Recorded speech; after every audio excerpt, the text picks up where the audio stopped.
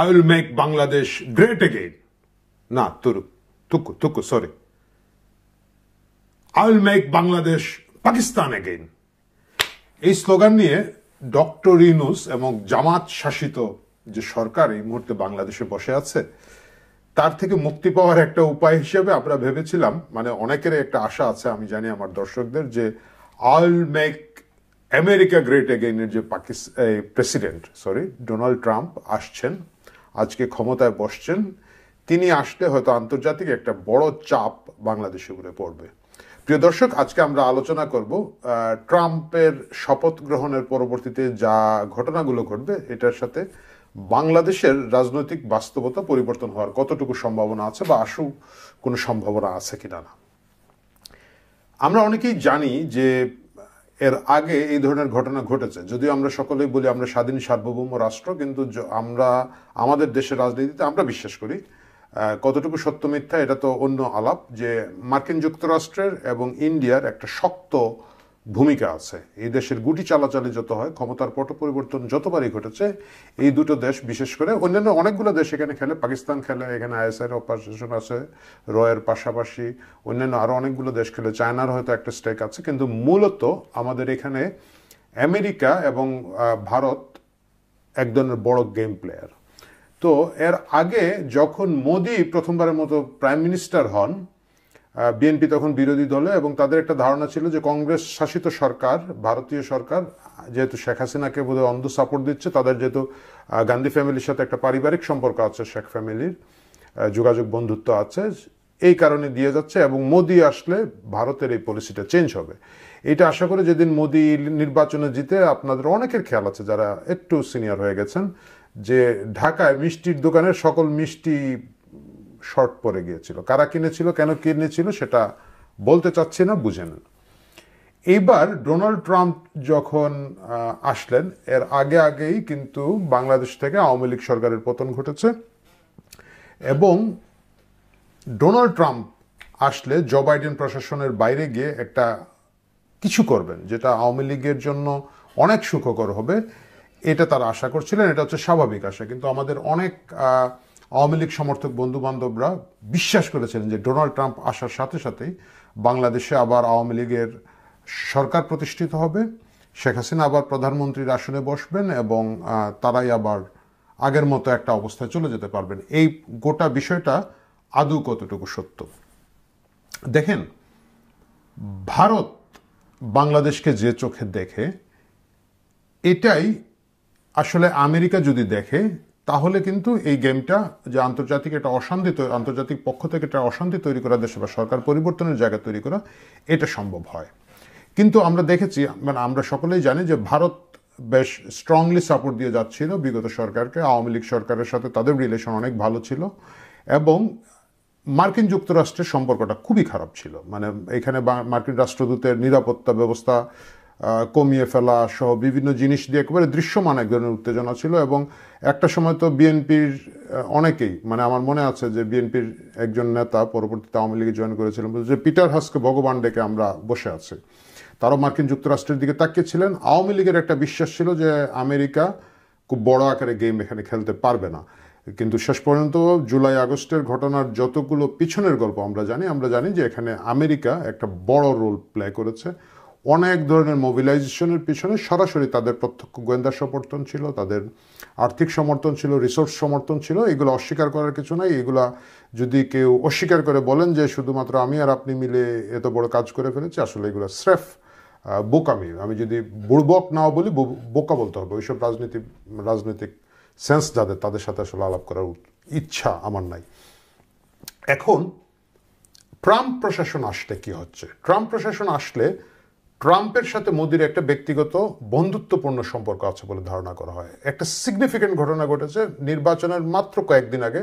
Trump একটা x করেছিলেন, tweet যেটাকে আমরা বলি, টুইট করেছিলেন এক্স, বা মানে আগে যেটাকে টুইটার বলা হতো, এবং সেখানে তিনি স্পেসিফিক বাংলাদেশের বিষয়ে খুব স্ট্রংলি বলেছিলেন। প্রথম লাইনটা এরকম ছিল, I strongly condemn the barbaric violence against Hindus, Christians and other minorities who are getting attacked and looted by mobs in Bangladesh, which remains in a total state of chaos. মানে strongly condemn করছেন, তিনি তীব্র প্রতিবাদ জানাচ্ছেন, নিন্দা জানাচ্ছেন বাংলাদেশের ধর্মীয় সংখ্যালঘুদের উপরে যে নির্যাতন চলছিল তখন ইউনূস সরকারের মব, সরকারের প্রত্যক্ষ মদদে যে ঘটনাগুলো ঘটছিল তার নিন্দা জানিয়েছিলেন। এবং একই টুইট, অনেক লম্বা টুইট, এটা আসলে মূলত ভারতীয় বংশোদ্ভূত তো যে ভোটাররা আছেন তাদের প্রতি তার অ্যাপিল ছিল। এবং যেহেতু কমলা হ্যারিস এর সাথে ভারতের একটা সম্পর্ক আছে ধরে নিয়ে ভারতীয় আমেরিকান নাগরিক যারা আছেন ভারত ব্যাকগ্রাউন্ডের, তারা যাতে ট্রাম্পকে ভোট দেন এই জন্য তিনি এই অ্যাপিলটা করেছিলেন পরোক্ষভাবে। এবং সেখানে তিনি বলেছিলেন, under my administration will also strengthen hour great partnership with India and my good friend prime minister Modi. India এবং প্রাইম মিনিস্টার মোদির সাথে তিনি, তার গুড ফ্রেন্ড ভালো বন্ধু মোদির সাথে তিনি সম্পর্ক আরও শক্তিশালী করবেন, আরও উষ্ণ করবেন, এটাই ছিল তার সেই প্রত্যাশা।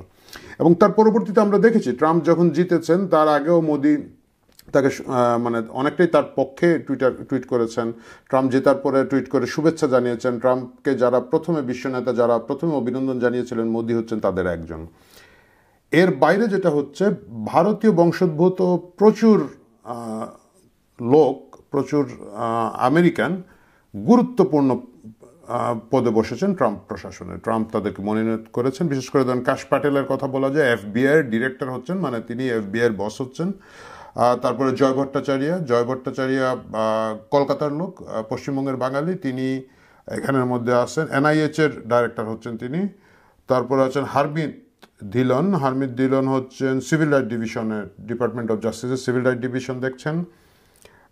তারপরে শ্রীরাম কৃষ্ণ আছেন, বিবেক রামাশ্রী আছেন এবং উষা ভেন্স হচ্ছেন মার্কিন যুক্তরাষ্ট্রের সেকেন্ড লেডি, যেটা ভাইস প্রেসিডেন্টের স্পাউস, তিনি ভারতীয় ফ্যামিলি থেকে আগত। এই সব কিছু মিলিয়ে আশা করা হচ্ছিল যে ভারতের সাথে আমেরিকার যে বন্ধুত্বপূর্ণ সম্পর্ক এতদিন ধরে আছে এটা আরও অনেক বেড়ে যাবে। কিন্তু খুব মজার একটা প্যাচ লাগলো, এই মাত্র প্যাচটা লাগলো, যদিও এটাকে একটা হিকাপ আমরা ধরতে পারি। সেটা হচ্ছে ট্রাম্প আজকে তার যে অভিষেক হচ্ছে সেখানে কিন্তু অন্যবারের মতো না, মানে 248 বছরের ইতিহাসে প্রথমবার মার্কিন যুক্তরাষ্ট্রের কোনো প্রেসিডেন্ট একটা খুব মানে সাধারণ লোকজনকে নিয়ে এবং ইন্টারন্যাশনাল লিডারদেরকে দাওয়াত দিয়ে একটা বড় সড়ো অভিষেকের আয়োজন করছেন। সেখানে মোদি দাওয়াত পান নাই। অবশ্য আরও অনেক গুরুত্বপূর্ণ নেতারা, আমি যদি একটু নজর বোলাই আমার যে লিস্ট আছে, চাইনিজ প্রেসিডেন্ট জি জিনপিং ছাড়া জাতিসংঘের যে 5টি স্থায়ী দেশ আছে তার বাকি দেশগুলোর কোনো প্রেসিডেন্ট এখানে দাওয়াত পান নাই। যেমন ধরেন মানে রাষ্ট্রপ্রধান বা সরকার প্রধান দাওয়াত পান নাই, যেমন ধরেন যুক্তরাজ্যের প্রধানমন্ত্রী দাওয়াত পান নাই, ফ্রান্সের প্রেসিডেন্ট দাওয়াত পান নাই, জার্মানির চ্যান্সেলর বলেন বোধহয় ওনারা, জার্মানির সরকার প্রধান যিনি, তিনি দাওয়াত পান নাই। কিন্তু জি জিনপিং পেয়েছেন, যদিও জি জিনপিং আসছেন না, কিন্তু তিনি পেয়েছেন। তারপরে হচ্ছে G7 থেকে হেড অফ স্টেট থেকে পেয়েছেন জর্জা মেলোনি, ইটালির হেড অফ স্টেট। এর বাইরে G20 থেকে অনলি প্রেসিডেন্ট হাভিয়ার মিলাই হচ্ছেন আর্জেন্টিনার প্রেসিডেন্ট, তিনি দাওয়াত পেয়েছেন। তাছাড়া পেয়েছেন ধরুন হাঙ্গেরিয়ান প্রেসিডেন্ট ভিক্টর অরবান, এল সালভাদরের প্রেসিডেন্ট নাইব বুকেলে, উনি পেয়েছেন, এবং ইসরায়েলের প্রাইম মিনিস্টার বেনিয়ামিন নেতানিয়াহু, আমরা বাংলাদেশে অবশ্য বেঞ্জামিন নেতানিয়াহু বলি, যাই হোক বেনিয়ামিন নেতানিয়াহু, তিনি পেয়েছেন। এর বাইরে কিছু আরও আন্তর্জাতিক নেতারা পেয়েছেন, কিছু বিতর্কিত নেতারা পেয়েছেন, যেমন ধরুন ব্রাজিলের সাবেক প্রেসিডেন্ট জাইর বোলসোনারো হচ্ছেন কনভিক্টেড একজন এই মুহূর্তে ক্ষমতার অপব্যবহারের জন্য, তিনি ব্রাজিলে শাস্তি ভোগ করছেন, তাকেও দাওয়াত দিয়েছেন ট্রাম্প। এবং তিনি যদি দেশের বাইরে আসতে চান তাহলে ব্রাজিলের আদালত থেকে তাকে অনুমতি নিতে হবে। এই গোটা গেস্ট লিস্ট দেখে বোঝা যাচ্ছে যে অনেকটা উগ্র ডানপন্থী যারা নেতা আছেন বিশ্বে তাদেরকে ট্রাম্প ইনভাইট করেছেন তার এই শপথ গ্রহণ অনুষ্ঠানে। এবং সেটা যদি হয় তাকে আমরা যেভাবেই দেখি, নরেন্দ্র মোদী কিন্তু বিশ্বে একজন ডানপন্থী নেতা হিসাবে, উগ্র ডানপন্থী নেতা হিসাবে প্রমাণিত, প্রচারিত এবং পরিচিত। সেই জায়গায় মোদির দাওয়াত পাওয়াটা খুব অস্বাভাবিক হতো না।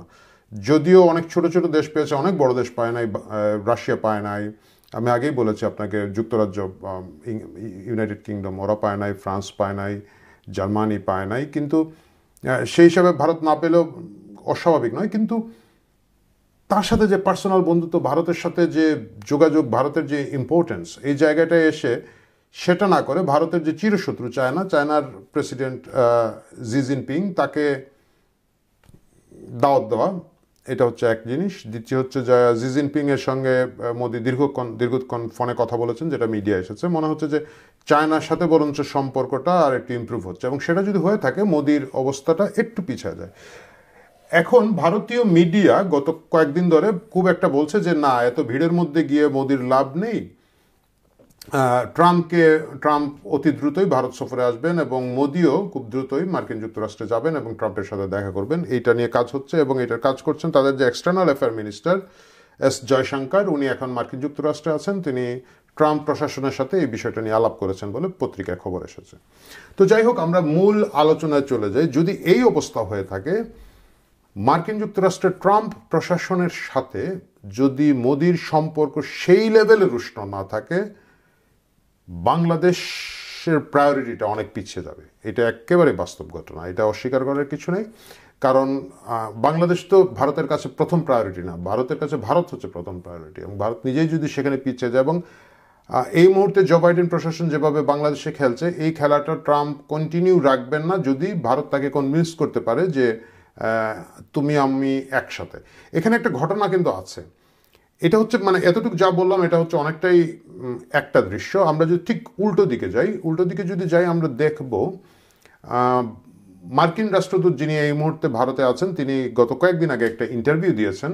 সেই ইন্টারভিউতে তিনি কিন্তু বাংলাদেশ বিষয়ে বলেছেন যে মার্কিন যুক্তরাষ্ট্র এবং ভারত একসাথে বাংলাদেশে গণতন্ত্র, মানবাধিকার, মানে যা যা ব্লা ওরা বলে থাকেন সেইগুলার বিষয়ে একমত। এই যে একসাথে একমত, ভালো চাই, আগ্রহী, ইটস এ সিগনিফিকেন্ট সিগনাল। এটা একটা সিগনিফিকেন্ট সিগনাল। এর বাইরে আমরা জানি যে মার্কিন যুক্তরাষ্ট্রের আমেরিকার যে রাষ্ট্রদূত বাংলাদেশে আসার কথা ছিল, তিনি আসেন নাই, তার জায়গায় আরেকজনকে ভারপ্রাপ্ত হিসেবে পাঠানো হয়েছে। তিনি কাজ করছেন। তিনি আবার খুব সম্ভবত গতকালকে সরকারের একটা উচ্চ পর্যায়ের বৈঠকে বেরিয়ে সাংবাদিকদের সাথে কথা বলে নেয়। আমরা দেখেছি যে ওয়েস্টার্ন কান্ট্রির অ্যাম্বাসেডারগুলো বাংলাদেশে আসলে একদম খুব ভিভিআইপি ট্রিটমেন্ট পায় এবং সাংবাদিকদের সামনে কথা বলতে খুব পছন্দ করে। তিনি কথা বলেন নাই। এই জায়গাটা মিলিয়ে একটা টেনশন আছে যে ভারতের চোখেই দেখুক বা মার্কিন যুক্তরাষ্ট্র নিজের মতো করে ইভালুয়েট করে থাকুক, বাংলাদেশের সিনারিও নিয়ে তারা উদ্বিগ্ন। এখানে সবচাইতে মানে অ্যাকিলিস হিল যদি আমি বলি, যে জায়গাটায় আটকে গেছে, এটা হচ্ছে ডক্টর ইউনূসের একটা বিশ্ব ইমেজ হচ্ছে তিনি শান্তির পক্ষে, মানবাধিকারের পক্ষে, গণতন্ত্রের পক্ষে থাকবেন, কিন্তু তার সরকার আসার পরে যেটা দেখা গেছে যে তিনি আসলে তা নয়। মানে একটা চূড়ান্ত সাম্প্রদায়িক একটা লোক, যারা সাম্প্রদায়িক দাঙ্গাকে উস্কে দিচ্ছে, চিন্ময় প্রভুর জামিন কোনো কারণ ছাড়াই বাদ দিচ্ছে, রাস্তাঘাটে মব ঘুরে বেড়াচ্ছে, রেস্টুরেন্টগুলো গিয়ে চাপ দিচ্ছে তোকে গরু জবাই করতে হবে, গরু বিক্রি করতে হবে। মানে একটা সাধারণ রেস্টুরেন্ট সে চাইলে উটের মাংস বিক্রি করবে, আপনার কি? কিন্তু সেটা হচ্ছে। এবং এই যে মব ভায়োলেন্স হচ্ছে, পত্রিকাগুলোর সামনে গরু জবাই করা, এবং ইচ্ছাকৃতভাবে জিনিসটাকে একটা বাংলাদেশকে একটা ইসলামী উগ্রবাদী দেশ হিসাবে চিহ্নিত করার যে চেষ্টা ডক্টর ইউনূসের সরাসরি মদদে, তিনি না, বাট তার যে চেলাচামুন্ডার আছে সরকারে, এদের মদদে, এটা সবগুলো এদের লোক করছেন। এইটা একটা অ্যাকিলিস হিল হিসাবে আছে। এইটা একটা বিপজ্জনক পরিস্থিতিতে আছে। আপনারা জানেন যে এই জিনিসটা নিয়ে কিছুদিন আগে জনি মুর অনেকটা আধ্যাত্মিক পরামর্শক বলা যেতে পারে, ট্রাম্পের একসময় আধ্যাত্মিক পরামর্শক ছিলেন, এবং তিনি ওইখানে যেটা বলেছেন যে উনি ছিলেন ইউএসসিআইআরএফ এর খুব সম্ভবত কমিশনার, ইউএসসিআইআরএফ এর কমিশনার, যেটা হচ্ছে বিশ্বের বিভিন্ন দেশে ধর্মীয় স্বাধীনতার বিষয়ে মার্কিন যুক্তরাষ্ট্রের যে সরকারি প্রতিষ্ঠান মনিটর করে, দেখে, রিপোর্ট করে, সেটার কমিশনার ছিলেন। এবং তিনি ব্যক্তিগতভাবে ট্রাম্পের একজন ধর্মীয় আধ্যাত্মিক গুরু বলেন বা গাইড হিসাবে ছিলেন।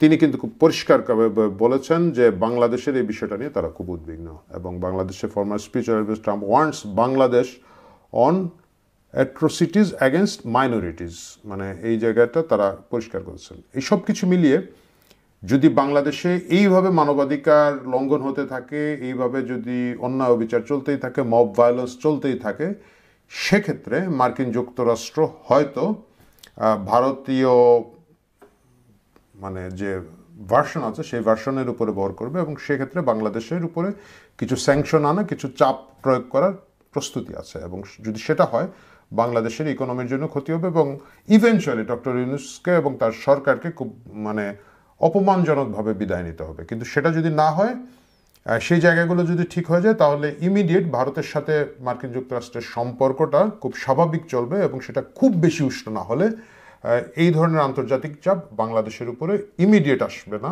বলে আমার একটা ধারণা।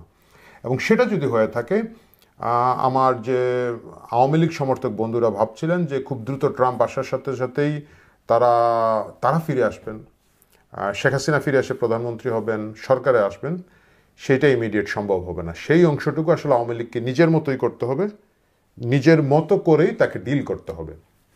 তাকে রাজনীতিতে যেতে হবে, তাকে জনগণের সাথে যেতে হবে, তার কৃতকর্মের, অতীতের যে কৃতকর্ম, তার যে ব্যাগেজ, এই জিনিসগুলো পরিষ্কার করতে হবে।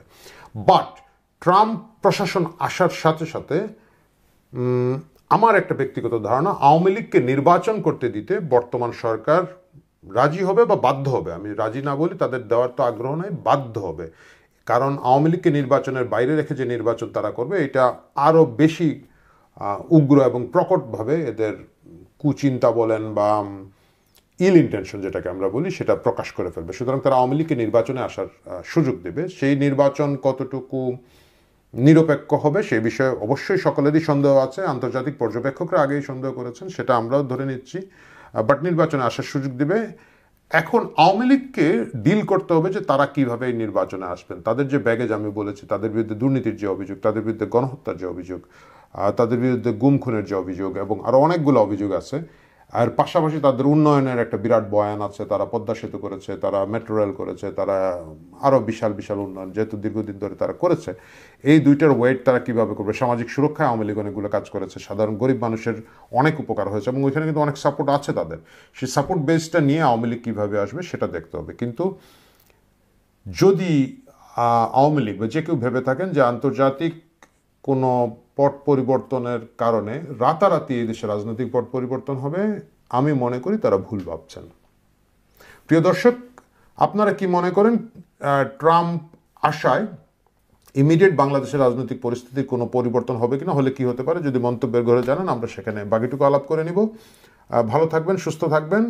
Will make Bangladesh great again.